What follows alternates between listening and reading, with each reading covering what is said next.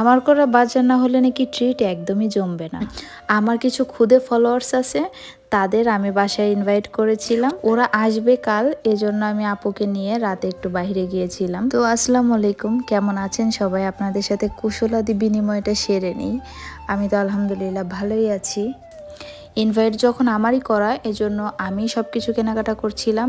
টাকাটা জাস্ট আপুর হাতে দিয়ে দিয়েছিলাম, বাকি যা লাগে মুরগি, তারপর হচ্ছে রোস্টের মশলা টশলা যা লাগে সেগুলো আপুই নিয়েছিল। তো আসার টাইমে হচ্ছে বাসায় সবার জন্য আমি আইসক্রিম নিয়ে আসছিলাম।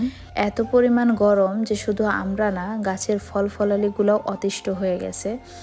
গাছের লিচুগুলো একদম পেকে গেছে।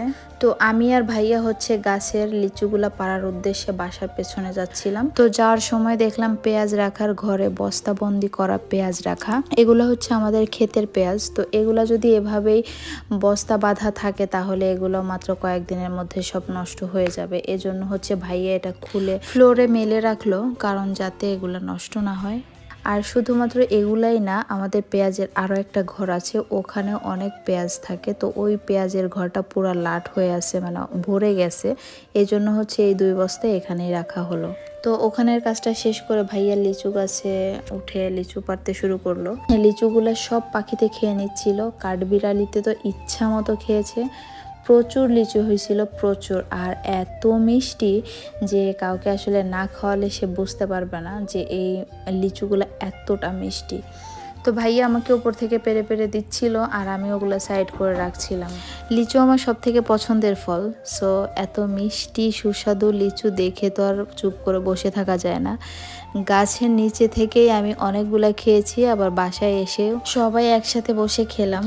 তো লিচু খাওয়া শেষ করে আমি আপুকে কাজে একটু হাতে হাতে হেল্প করছিলাম, কারণ যেহেতু আমার মেহমান, কিন্তু রান্না করবে ও, সো ওকে আমার সাহায্য না করলে কোনোভাবেই চলবে না। তো ও হচ্ছে আজকে রান্না করবে মোরগ পোলাও আর হচ্ছে ডিমের কোরমা, আর সাথে তো পায়েস থাকবেই। আপুর হাতের পায়েসটা অনেক মজা, এই জন্য আপুকে বলেছিলাম পায়েস করতে। বাট আমার মেহমানরা আসার পরে আমি জানতে পারলাম যে তারা নাকি পায়েস থেকে সেমাইটা বেশি পছন্দ করে। তো পায়েস থেকে কিন্তু সেমাই রান্নাটা অনেক বেশি ইজি, আগে জানলে এত কষ্ট করতে হতো না। যাই হোক, তারপর এগুলা ছিল, এই যে টুকিটাকি এই কাজগুলো আমার ছিল, এগুলো না করলে আমার আর উপায় নেই ভাই। যেহেতু মেইন রান্নাটা সে করছে, সো পারিপার্শ্বিক যে কাজগুলো এগুলো আমাকেই করতে হবে। আর যেহেতু আমার সেই বার্থডে উপলক্ষে ওদের আমি ট্রিট দিতে চেয়েছিলাম, আরও 1 মাস আগের ঘটনা। তো কেক না খাওয়ালে কি হবে, কেক তো খাওয়াতেই হবে। এই জন্য 2টো কেকও নিয়ে আসছিলাম। তো টেবিলে বসতে বললাম খেতে, তো ওরা বললো না টেবিলে না, ওরা বেডেই বসতে চায়। তো সবগুলা একসাথে বসে গেল। এই যে আমার খুদে খুদে মেম্বারগুলা দেখেন। ওয়াসি আর রাজ্য তো ওদের পেয়ে অনেক বেশি হ্যাপি। রাজ্য তো ওদের সাথে খেতে বসে গিয়েছে, কিন্তু ওয়াসি কখন ওদের খাওয়া শেষ হবে আর ওদের সঙ্গে খেলাধুলা আবার করবে। তো ওদের খাওয়া দাওয়া শেষ, আর ওদেরকে পায়েস, তারপর হচ্ছে কোক, এগুলো সার্ভ করছিল আপু। আর তারপরে দেখেন এদের দুষ্টামি, এরা কিন্তু একসাথে অনেকগুলা হলে অনেক বেশি মজা করে। তারপর হচ্ছে এখানে আমার একটু কেক কাটিং পর্ব ছিল। আমাদের ঘরের সবাই কেক লাভার, এই জন্য হচ্ছে কারণে অকারণে কোনো সেলিব্রেশন ছাড়াই আমাদের ঘরে কেক কাটা হয়। তো কেক কাটা পর্ব শেষ করে আমি হচ্ছে, অনেক রাত হয়ে গেছে যেহেতু, ওয়াসিকে খাওয়াইতে বসিয়ে দিলাম। আর এখন হচ্ছে ওয়াসি খাবে। আর ওরা কিন্তু আমার জন্য অনেকগুলো সুন্দর সুন্দর গিফট নিয়ে আসছিল, ওগুলো আমি নেক্সট ভিডিওতে দেখাবো।